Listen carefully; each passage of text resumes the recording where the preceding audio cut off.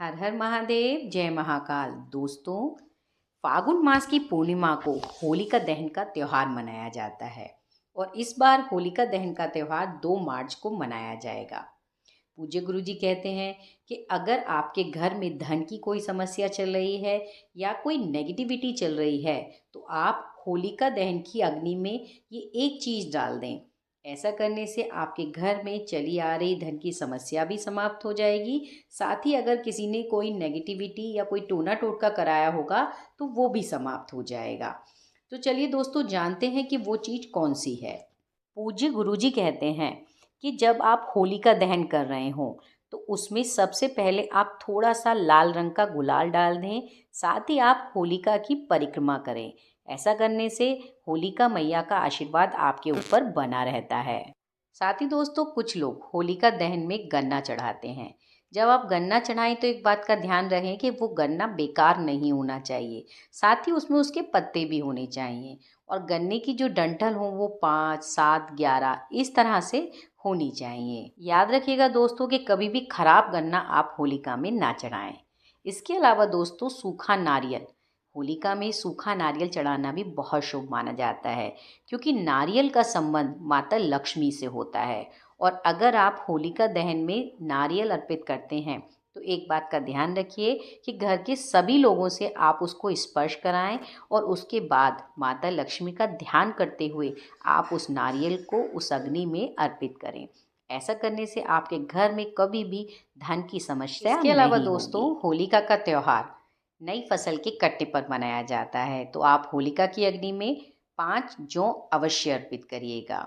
साथ ही दोस्तों, इस दिन अगर आपने अपने घर में जो भी मिष्ठान बनाया हो, आप वो मिष्ठान होलिका की अग्नि में अवश्य समर्पित करें। ये मिष्ठान आप 2, 5, 7, 11 जो भी आप चाहें, गुंजिया जो भी आपने बनाया हो, वो मिष्ठान का भोग आप होलिका की अग्नि में अवश्य अर्पित करें। साथ ही दोस्तों, जो ध्यान रखने वाली बात है वो ये है कि अगर कोई महिला मासिक धर्म का पालन कर रही हो तो वो होलिका की पूजा बिल्कुल ना करे, क्योंकि हमारे यहाँ ऐसे समय में पूजा करना वर्जित माना जाता है। तो होलिका की पूजा अगर मासिक धर्म हो रहा है तो कोई भी स्त्री ना करे। तो दोस्तों, पूज्य गुरुजी ने होली की राख के कुछ उपाय बताए हैं। होलिका की राख से बहुत सारे उपाय किए जाते हैं और इससे अगर हमारी आर्थिक तंगी चल रही है घर में तो वो भी समाप्त हो जाती है। तो चलिए दोस्तों, हम जानते हैं कि होलिका की राख से कौन से उपाय करने हैं।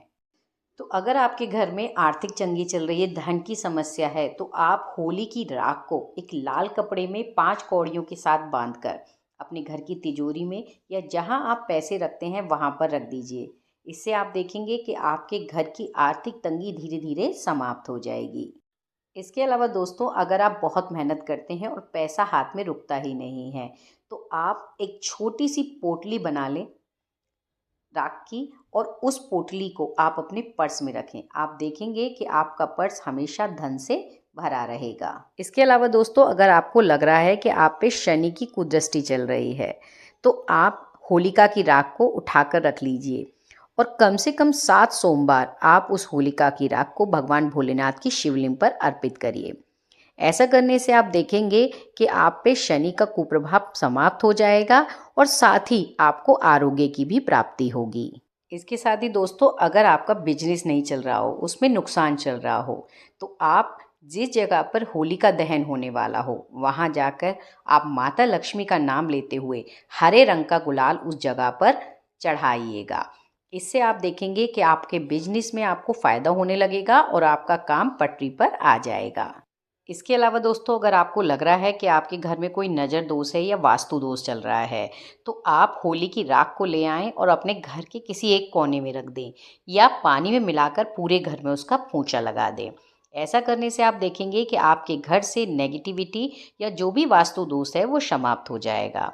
अगर कोई व्यक्ति आपके यहाँ बहुत बीमार रहता है तो आप उसके नहाने के पानी में इस होली की राख को मिला दीजिए। आप देखेंगे कि वो व्यक्ति बहुत ही जल्दी स्वस्थ हो जाएगा। और अगर घर में किसी बच्चे को नज़र लगी हुई है तो आप उसके माथे पर इसका टीका अवश्य लगाइए। माथे पर राख का टीका लगाने से उसकी नज़र समाप्त हो जाती है। तो दोस्तों, ये थे वो उपाय जो पूज्य गुरुजी बताते हैं कि होली की राख से अगर आप करेंगे तो आपके यहाँ से सब कुछ परेशानियाँ दूर हो जाएंगी और सब कुछ सही हो जाएगा। तो दोस्तों, पूज्य गुरुजी के उपाय आपको पसंद आए हों तो वीडियो को लाइक और चैनल को सब्सक्राइब अवश्य करिएगा। इसी के साथ दोस्तों, हर हर महादेव, जय महाकाल।